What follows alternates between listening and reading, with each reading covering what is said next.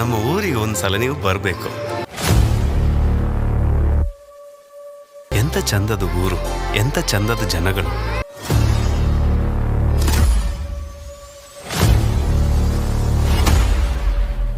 ನೀವು ಒಮ್ಮೆ ನಮ್ಮೂರಿಗೆ ಬಂದ್ರೆ ಉಂಟಲ್ಲ, ಪಾರ್ಟಿ ಹಿಂದ್ಗಡೆ ಕೂತವ್ರಂತೂ ಜೀವ ಹೋದಾಗ ನಮ್ಮಂದು ಕೂಗ್ತಾ ಇರ್ತಾರೆ ಗಾಡೀಲಿ, ಏನು ಮಾಡ್ಲಿಕ್ಕೆ ಆಗಲ್ಲ.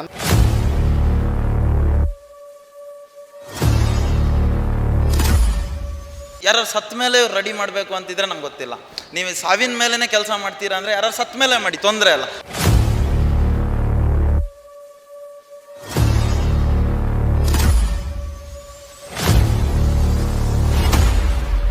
ಶೃಂಗೇರಿಯಲ್ಲಿ ರಸ್ತೆ ದುರಸ್ತಿ ಯಾವುದೂ ಇಲ್ಲ.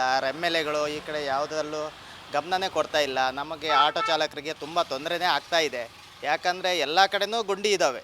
ಆ ಗುಂಡಿ ಬಿದ್ದು ಬಿದ್ದು ನಾವು ಏನು ಮಾಡ್ಬೇಕಂತನೂ ಗೊತ್ತಾಗ, ಗಾಡಿ ರಿಪೇರಿಗೆ ಸಿಕ್ಕಾಪಟ್ಟೆ ದುಡ್ಡು ಹಾಕಬೇಕು.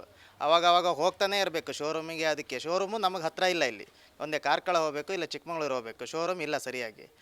ಬರೀ ಗಾಡಿ ನಾವು ದುಡ್ದಿದ್ದೆಲ್ಲ ದುಡ್ಡು ಗಾಡಿಗೆ ಹಾಕ್ಬೇಕು ಬಿಟ್ಟರೆ ನಮ್ಮ ಜೀವನ ನಡೆಸೋದು ಭಾರಿ ಕಷ್ಟ ಆಗಿದೆ.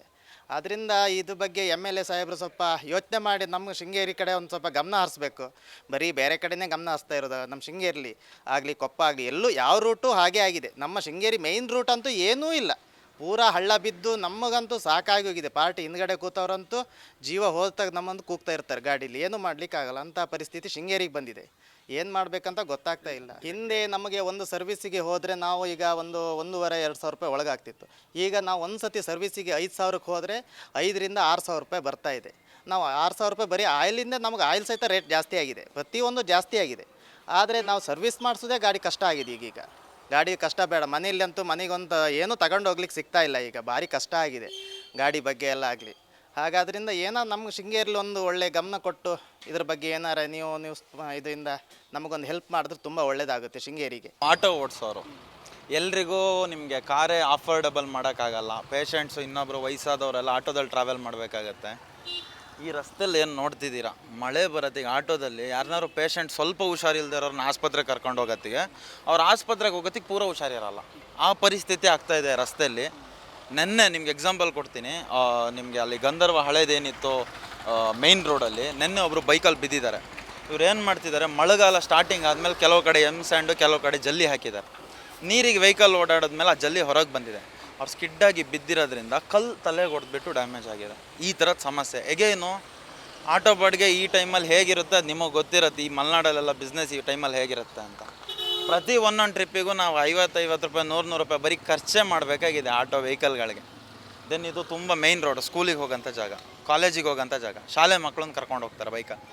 ಅರ್ಥನೇ ಆಗ್ತಾಯಿಲ್ಲ ಏನಕ್ಕೆ ಈ ಥರ ಇಷ್ಟು ಟೈಮ್ ಬಿಟ್ಕೊಂಡಿದ್ದಾರೆ ಅಂತ. ಯಾರಾದರೂ ವೀಡಿಯೋ ಮಾಡೋಕ್ಕಾದ್ರೆ ಏನು ಸೋಷಲ್ ಮೀಡ್ಯಾದಲ್ಲಿ ಮಾಡಿದ್ರು ಅದಕ್ಕೆ ಏನೂ ರೆಸ್ಪಾನ್ಸೇ ಇಲ್ಲ. ಅದನ್ನು ನಾವು ವೀಡಿಯೋ ಮಾಡೋಕ್ಕಾದ್ಮೇಲೆ ನಾವೇ ಏನೋ ತಂದು ಗುಂಡಿ ಮುಚ್ಚಬೇಕು ಬಿಟ್ಟರೆ ಅಟ್ಲೀಸ್ಟ್ ಹೇಳಿರೋ ಖುಷಿಗಾರು ಒಂದು ವಾರ ನಿಲ್ಲಂಗೂ ಸಮೇತ ಇಲ್ಲಿ ಏನೂ ಮಾಡ್ತಾಯಿಲ್ಲ ಶೃಂಗೇರಿಲಿ. ಮತ್ತು ಯಾರಿಗೆ ನೀವು ಕೇಳಿದ್ರು ಇದು ನಮ್ಮ ಕೆಲಸ ಅಲ್ಲ, ಇದು ಅವ್ರಿಗೆ ಹೋಗುತ್ತೆ, ಇದು ಇವ್ರಿಗೆ ಹೋಗುತ್ತೆ ಅಂತಲೇ ನಾವು ಗೂವೆ ಕೂರಿಸ್ತಾರೆ ಬಿಟ್ಟರೆ ಕೆಲಸ ಮಾಡೋರು ಯಾರೂ ಇಲ್ಲ. ನಾನು ನಿಮಗೆ ಆ್ಯಕ್ಚುಲಿ ರಿಕ್ವೆಸ್ಟ್ ಮಾಡ್ತೀನಿ, ನೀವು ಕಾರಲ್ಲಿ ಓಡಾಡ್ತಾ ಇರ್ತೀರಾ, ಅದು ಓಕೆ. ಒಂದು ಸರಿ 5 ನಿಮಿಷ ಟೈಮ್ ಕೊಟ್ಟು ನೀವೇನಾದರೂ ನನ್ನ ಜೊತೆ ಆಟೋದಲ್ಲಿ ಬಂದರೆ, ಸುಮ್ಮನೆ ಮೇಯ್ನ್ ರೋಡಲ್ಲಿ ಬರೀ ಒಂದು 200 ಮೀಟ್ರ್ ಹೋಗಿ ಬರೋಣ. ನಾನು ನಿಮ್ಗೆ ಆಟೋದಲ್ಲಿ ಡ್ರೈವ್ ಹೋಗೋತ್ತಿಗೆ ಹೇಗೆ ಫೀಲ್ ಆಗುತ್ತೆ ಕಸ್ಟಮರಿಗೆ ಅನ್ನೋದು ನಾನು ತೋರಿಸ್ತೀನಿ, ವಿತೌಟ್ ಎನಿ ಚಾರ್ಜಸ್ಸು. ನಾನು ಬಾಡಿಗೆನೂ ಹೇಳಲ್ಲ, ಡೀಸೆಲ್. ಯಾಕೋಸ್ಕರ ಅಂದರೆ ಜನಕ್ಕೆ ಏನಾರು ಒಳ್ಳೇದಾಗಬೇಕು, ನಮ್ಗೆ ಏನಾರು ಆಗಬೇಕು ಸರ್. ನನ್ನ ಮಠ ಸ್ಟ್ಯಾಂಡಲ್ಲಿ ವೆಹಿಕಲ್ ಹಾಕ್ಕೊತೀವಿ, ನಾವು ಶಂಕರಗಿರಿಗೆ ಹೋಗ್ತೀವಿ. ಅದೇ ಬಾಡಿಗೆಗೆ ನಾವೀಗ ಬರ್ತಿರೋದು ಹೆಂಗೆ ಅಂದರೆ, ಹೈವೇ ಮಾಡಿದ್ದಾರೆ, ಹೊರಗಿಂದ ಮೇಲಿಂದ ರೂಟ್ ಮಾಡಿದ್ದಾರೆ ಹೈವೇ. ಆ ರೋಡ್ ಚೆನ್ನಾಗಿದೆ, ಗುಂಡಿ ರೋಡ್. ಟೌನ್ ಒಳಗೆ ಮಾತ್ರ ಏನೂ ಇಲ್ಲ ರೋಡು. ನಾವು ಆ ರೂಟಿಂದ ಬಂದು ಅದೇ ಬಾಡಿಗೆ ತೊಗೋಬೇಕು. ಇಲ್ಲಿಂದ ಬಂದರೆ ಕಸ್ಟಮರ್ ತಲೆಗೆ ಓಡಿಸ್ಕೊಳ್ಳೋದು, ಸೊಂಟ ಉಳ್ಕೋದು, ಇನ್ನೊಂದು ಮತ್ತೊಂದು ಮಾಡಿದ್ರೆ ಮತ್ತೆ ನಮಗೆ ಬೈತಾರೆ ನಿಧಾನ ಓಡಿಸಿ ಅಂತ. ಮಳೆ ನೀರಲ್ಲಿ ರೋಡ್ ಕಾಣಲ್ಲ. ಇದು ನಮ್ಮದು ಪರಿಸ್ಥಿತಿ. ನಾನು ಹೇಳಿದ್ನಲ್ಲ, ನೀವು ಬರ್ತೀರಾ ಅಂದರೆ ನನ್ನ ಆಟೋದಲ್ಲೇ ನಾನು ಮೇಯ್ನ್ ರೋಡ್ ತನಕ ನಿಮ್ಮನ್ನು ಕರ್ಕೊಂಡೋಗಿ ಬರ್ತೀನಿ. ನೀವು ಒಂದು ಸರಿ ಫೀಲ್ ಮಾಡಿ, ಆಮೇಲೆ ನೀವೇ ಹೇಳ್ತೀರಾ. ನಮ್ಮ ಬೈಟ್ ಅವಶ್ಯಕತೆ ಇರಲ್ಲ, ನಿಮ್ಗೆ ಅದು ಕ್ಲೀನಾಗಿ ಗೊತ್ತಾಗುತ್ತೆ ಆಟೋದಲ್ಲಿ ಹೇಗೆ ಆಗ್ತಿದೆ ಪರಿಸ್ಥಿತಿ ಅಂತ. ಈಗ ಏನು ಗೊತ್ತಾ ಪ್ರಾಬ್ಲಮ್, ನಿಮಗೆ ಡೈರೆಕ್ಟಾಗಿ ಹೇಳ್ಬಿಡ್ತೀನಿ ಕೇಳಿ. 1 ವರ್ಷದ ಹಿಂದೆನೂ ಮಠದಿಂದ ವೆಲ್ಕಮ್ ಬೇಟಿಗೆ ಅದೇ ಡಿಸ್ಟೆನ್ಸ್ ಇತ್ತು, ಈಗಲೂ ಅಷ್ಟೇ ಡಿಸ್ಟೆನ್ಸ್ ಇದೆ. ಬಟ್ ಗುಂಡಿ ಇರೋದ್ರಿಂದ ನಾವು ಗುಂಡಿ ತಪ್ಪಿಸ್ಬೇಕು, ಸ್ಲೋ ಹೋಗಬೇಕು ಅನ್ನೋಕ್ಕಿಂತ ಡೀಸೆಲ್ ಜಾಸ್ತಿ ಕುಡಿಯುತ್ತೆ. ಈಗ ಅದೇ ಡಿಸ್ಟೆನ್ಸಿಗೆ ಗುಂಡಿ ಇದೆ ಅಂತ ನಾನು ಕಸ್ಟಮರ್ ಹತ್ರ ಹೋಗಿ 10 ರೂಪಾಯಿ ಜಾಸ್ತಿ ಕೊಡಿ ಅಂದರೆ ಅವ್ರು ಕೇಳಲ್ಲ. ಅದೇ ದೂರ ಜಾಸ್ತಿ ಆದರೆ ನೀವು ಕೇಳ್ಬೋದು. ಈಗೇನು ನಾನು ಹೇಳ್ತೀನಲ್ಲ, ಈಗ ನಮ್ಗೆ ಸಸ್ಪೆನ್ಷನ್ನು, ಫೋರ್ಕ್ಗಳೆಲ್ಲ ಕೆಲಸ ಬರುತ್ತೆ. ಚೆನ್ನಾಗಿದ್ದರೆ ರೋಡು 10,000 ಬಂದರೆ ದೇವ್ರನ್ನ ಹೇಳ್ತೀವಿ. ಈ ಸರಿ ಮಳೆಗಾಲದಲ್ಲಿ ನಮ್ದು 2 ಆಟೋ ಇದೆ, ನಂದೊಂದು ಅಣ್ಣನೊಂದು. ನಾನೀಗ ಅಣ್ಣನ ಆಟೋ ಓಡಿಸ್ತಾ ಇದ್ದೀನಿ. ಇದು ಗೊತ್ತಾಗಬೇಕು ಆಟೋ ಡ್ರೈವರ್ ಸಮಸ್ಯೆ ಏನು ಅಂತ. ರಾಜಕಾರಣಿ ಪ್ರತಿನಿಧಿಗಳಿಗೆ ಸುಮ್ಮನೆ ಕೂತ್ಕೊಂಡು ಹೇಳೋದಲ್ಲ, ಅವ್ರಿಗೆ ಗೊತ್ತಾಗಬೇಕು ದೇವ್ರಾಣೆ. ಒಂದು ಗಾಡಿ ಕೆಲ್ಸಕ್ಕೆ ಬಿಟ್ಟು ಬಂದಿದ್ದೀನಿ, ಬೋರ್ಗ್ ಬೆಂಡಾಗ ಒಂದು ಸೈಡ್ ಟೈರ್ ಹಿಂಗಾಗ್ಬಿಟ್ಟಿದೆ. ರೀಸನ್ ಏನೋ ಹೊರಗೆ ಹೋಗೋದ್ರಿಂದ ನಮ್ಗೆ ಸಮಸ್ಯೆನೇ ಆಗ್ತಿಲ್ಲ. ನಮ್ಗೆ ಇಲ್ಲಿಂದ ಹರಿಹರಪುರ ಹೋದರೆ ಒಂದೇ ಒಂದು ಗುಂಡಿನೇ ಸಿಗಲ್ಲ. ಯಾವಾಗ ವೆಲ್ಕಮ್ ಗೇಟಿಂದ ಒಳಗೆ ಬಂದರೆ ಚಂದ್ರಲೋಕದ ಒಳಗೆ ಬಂದಂಗೆ ಆಗ್ಬಿಡುತ್ತೆ. ಇಲ್ಲಿಂದ ಸೀದಾ ಬಸ್ ಸ್ಟ್ಯಾಂಡ್ ಹೊರಗೆ ಹೋದ್ಮೇಲೆ ಚಂದ್ರಲೋಕದಿಂದ ಹೊರಗೆ ಹೋದಂಗೆ ಆ ಥರ ಸಮಸ್ಯೆ ಆಗಿದೆ. ಕಸ್ಟಮರಿಗೆ ಜಾಸ್ತಿ ಹೇಳಿದ್ರೆ ಅವ್ರು ಕೊಡಲ್ಲ, ಏನು ಅಷ್ಟೇ ದೂರ ಅಲ್ಲ ಹಾಗೆ ಅಂತ.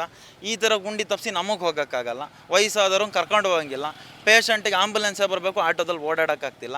ಈ ಥರ ಸಮಸ್ಯೆ ನಾನು ಹೇಳೋದು, ಯಾರು ಸತ್ತ ಮೇಲೆ ರೆಡಿ ಮಾಡಬೇಕು ಅಂತಿದ್ರೆ ನಂಗೆ ಗೊತ್ತಿಲ್ಲ. ನೀವು ಸಾವಿನ ಮೇಲೇ ಕೆಲಸ ಮಾಡ್ತೀರಾ ಅಂದರೆ ಯಾರು ಸತ್ತ ಮೇಲೆ ಮಾಡಿ, ತೊಂದರೆ ಅಲ್ಲ, ಅದನ್ನು ಹೇಳಿಬಿಡಿ. ಯಾರೊಬ್ಬರು ಸಾಯ್ಲಿ ಅಂತ. ಅಟ್ಲೀಸ್ಟ್ ನಮ್ಮ ಈ ಜನ್ಸಿ ಯೂತ್ಸ್ ಎಲ್ಲ ಬಂದಿದ್ದೀರ, ಅದಂಗೆ ನಮ್ಮಂಥವ್ರು ಯಾರು ಸಾಯ್ಲಿ ಅತ್ಲಾಗೆ, ನಾವೇ ಸಾಯ್ತೇವೆ. ಆಮೇಲಾದರೂ ಬೇರೆಯವ್ರಿಗೆ ಒಳ್ಳೇದಾಗಲಿ. ಸೀರಿಯಸ್ಲಿ ಅಷ್ಟು ಹೊಟ್ಟೆ ಉರಿಯುತ್ತೆ ಸರ್. ನಾಳೆ ಯಾವುದೋ ಮಕ್ಳನ್ನ ಬೈಕಲ್ಲಿ ಶಾಲೆಗೆ ಬಿಡೋಕೆ ಕರ್ಕೊಂಡು ಹೋಗ್ತಿರ್ತಾರೆ. ಇದ್ರಲ್ಲಿ 2 ವೀಲ್ ಓಡ್ಸೋಕ್ಕಾಗಲ್ಲ, ಇಷ್ಟಿಷ್ಟು ದಪ್ಪ ಕಲ್ಲಿದೆ. ಏನಾದರೂ ಸ್ಕಿಡ್ಡಾಗಿ ಬಿದ್ದು ಮಗು ಏನೋ ಆಯಿತು, ಅಥವಾ ಲೇಡೀಸನ್ನು ಕರ್ಕೊಂಡು ಹೋಗ್ತಿರ್ತಾರೆ, ವಯಸ್ಸಾದವ್ರು ಏನಾರಾದರೆ ಇವ್ರು ಜವಾಬ್ದಾರಿ ಕೊಡ್ತಾರೆ. ಇವ್ರು ಆಯ್ತಪ್ಪ ಆ ಗುಂಡಿಂದ ಏನಾರಾದರೆ ನಾವು ಜವಾಬ್ದಾರಿ ಅನ್ನೋದಾರೆ, ಫಸ್ಟು ಗ್ಯಾರೇಜಲ್ಲಿ ನಂದೊಂದು ಆಟೋ ನಿಂತಿದೆ, ಅದ್ರದ್ದೊಂದು ಬಿಲ್ ಸೆಟ್ಲ್ ಮಾಡಿ, ಇದರಿಂದನೇ ಆಗಿರೋದು, ಅದ್ರದ್ದೊಂದು ಸೆಟ್ಲ್ ಮಾಡಿ, ಆಮೇಲೆ ನಿಮ್ಮ ಜವಾಬ್ದಾರಿ ನಾವು ನಂಬ್ತೀವಿ. ಆ ಪರಿಸ್ಥಿತಿ ಆಗೋಗಿದೆ. ಹೊಟ್ಟೆ ಹೊರದು ಮಾತಾಡೋಂಥ ಪರಿಸ್ಥಿತಿ ಆಗಿದೆ. ಓಡಾಡೋಕ್ಕಾಗಲ್ಲ ಆ ಪರಿಸ್ಥಿತಿ ಆಗಿದೆ. ಕಟ್ಟೆ ಕೊಟ್ಟಂಗೆ ಆಗುತ್ತೆ ಸರ್ ಒಂದೊಂದು ಗುಂಡಿ ವೆಹಿಕಲ್ಗಳು ಹೋದರೆ. ನೀವು ಇನ್ನೂ ಇದ್ರ ಮೇಲೂ ರೆಡಿ ಮಾಡಿಲ್ಲ ಅಂದರೆ ನಾವೇ ರಸ್ತೆ ಚೇಂಜ್ ಮಾಡಬೇಕು, ಬಿಟ್ಟರೆ ನಮ್ಮ ಮನೆ ಬರೋಕ್ಕೆ ಬೇರೆ ಏನು ಮಾಡೋಕ್ಕಾಗಲ್ಲ. ಅವ್ರು ಕೇಳಲ್ಲ, ನಾವು ಎಷ್ಟು ಹೇಳಿದ್ರು ಬಡ್ಕೊಂಡ್ರು ಕೇಳಲ್ಲ ಅಂದರೆ ಇನ್ನು ಓಡಾಡೋ ರಸ್ತೆನೇ ಚೇಂಜ್ ಮಾಡ್ಕೋಬೇಕು. ಅದೊಂದೇ ನಮ್ಗೆ ದಾರಿ ಉಳಿದಿರೋದು. ಇನ್ನು ನಿಮ್ಮ ಮುಖಾಂತರ ಮೀಡಿಯಾ ಮುಖಾಂತರ ಹೇಳಿರೋದ್ರಿಂದಾದರೂ ಬುದ್ಧಿ ಬಂದು ಅಟ್ಲೀಸ್ಟ್ ಹೊಸ ರೋಡ್ ಟಾರ್ ರೋಡ್ ಹಾಕೋಕ್ಕಾಗಲ್ಲ ಸರ್, ಕಾಮನ್ ಸೆನ್ಸ್ ಇದೆ. ಸ್ವಲ್ಪ ಓದ್ಕೊಂಡಿದ್ದೀವಿ, ಮಳೆಗಾಲದಲ್ಲಿ ಟಾರ್ ರೋಡ್ ಹೊಸದಾಕಿ ಮಾಡೋಕ್ಕಾಗಲ್ಲ. ಬಟ್ ಆಲ್ಟರ್ನೇಟಿವ್ ಆಗಿ ಗುಂಡಿ ಮುಚ್ಚಂಥ ವ್ಯವಸ್ಥೆ ಖಂಡಿತ ಮಾಡ್ಬೋದು. ಅದು ಆ ನೆಗ್ಲಿಜೆನ್ಸ್ ಬಿಟ್ಟು ಏನಾದರೂ ರಸ್ತೆಗೆ ಬಂದು ಜನಪ್ರತಿನಿಧಿಗಳು ನೋಡಿ ಕೆಲಸ ಮಾಡಿದ್ರೆ ಡೆಫಿನೆಟ್ಲಿ 2-3 ಡೇಸಲ್ಲಿ ಇದಕ್ಕೆ ಪರಿಹಾರ ಸಿಗುತ್ತೆ. ಅಕಸ್ಮಾತ್ ಇಲ್ಲ ನೀವು ಓಟ್ ಹಾಕಿದ್ದೀರಾ, ಇನ್ನು 5 ವರ್ಷ ತನಕ ಸಾಯಿರಿ, ನಾವು ಆಮೇಲೆ ಬರ್ತೀವಿ ಅಂತ ಅವ್ರು ಏನಾರು ಹೇಳೋದಾದರೆ ಓಟ್ ಹಾಕಿರೋ ಖುಷಿಗೆ ಸಾಯ್ತೀವಿ, ಇನ್ನೇನು ಮಾಡೋಕ್ಕಿಲ್ಲ. ಇನ್ನು ಇದಕ್ಕಿಂತ ಏನೂ ಹೇಳೋಕ್ಕಾಗಲ್ಲ ಸರ್. ಆ ಪರಿಸ್ಥಿತಿಗೆ ಬೇಜಾರಾಗಿಬಿಟ್ಟಿದ್ದೀವಿ, ಬೇಜಾರಾಗಿ ರೋಸ್ ಹೋಗಿಬಿಟ್ಟಿದ್ದೀವಿ. ನೆನ್ನೆ ರಾತ್ರಿ ಮಳೆಯಲ್ಲಿ ಆಟೋ ತೊಗೊಂಡು ಹೋಗೋತ್ತಿಗೆ ಇಲ್ಲಿ ಆ ಡ್ಯಾಶ್ ಬೋರ್ಡ್ ಮೇಲಿಂದ ಹೊಡೆದು ಹೋಲಾಗಿದೆ. ಸುಳ್ಳು ಹೇಳೋದಲ್ಲ, ಇಲ್ಲೇ ಹೋಗೋತ್ತಿಗೆ ಅಲ್ಲೇ ಕೆಳಗೆ BOB ಬ್ಯಾಂಕ್ ಇದೆ, ಅದ್ರ ಮುಂದೊಂದು ಸರಿಯಾಗಿದ್ದೊಂದು ಕಾಲಡಿ ಗುಂಡಿ ಇದೆ. ಅಲ್ಲಿ ಹೊಡೆದ್ಬಿಟ್ಟು ಜಂಪ್ ಗೊತ್ತಾಗಲ್ಲ, ಮಳೆ ಬರ್ತಿಗೆ ಎಲ್ಲ ಗುಂಡಿಲ್ಲ ನೀರು ತುಂಬಿರುತ್ತೆ, ತಪ್ಸೋಕ್ಕಾಗಲ್ಲ, ತಲೆ ಒಡೆ ಆಗಿಬಿಟ್ಟಿದೆ. ಇದೆಲ್ಲ ಯಾರು ನೋಡ್ತಾರೆ? ಈ ಸಮಸ್ಯೆಗಳನ್ನೆಲ್ಲ ಯಾರಿಗೆ ಹೇಳ್ತಾರೆ ನಮ್ಗೆ ಗೊತ್ತಾಗ್ತಿಲ್ಲ ಸರ್. ಇದು ಪರಿಸ್ಥಿತಿ ಆಗಿದೆ. ಈ ರೀತಿಯ ಇನ್ನಷ್ಟು ವಿಡಿಯೋಗಳು ನಿಮಗೆ ಸಿಗಬೇಕೇ? ಹಾಗಾದ್ರೆ ಈಗಲೇ ನ್ಯೂಸ್ ಮಲ್ನಾಡ್ ಚಾನೆಲ್ನ ಸಬ್ಸ್ಕ್ರೈಬ್ ಆಗಿ, ಕೆಳಗಿರೋ ಸಬ್ಸ್ಕ್ರೈಬ್ ಬಟನ್ ಮೇಲೆ ಕ್ಲಿಕ್ ಮಾಡಿ ಉಚಿತವಾಗಿ ಸಬ್ಸ್ಕ್ರೈಬ್ ಆಗಿ. ನಿಮ್ಮ ಒಂದೊಂದು ಸಬ್ಸ್ಕ್ರೈಬ್ ಕೂಡ ನಮಗೆ ಬೆಂಬಲ, ಸ್ಫೂರ್ತಿ.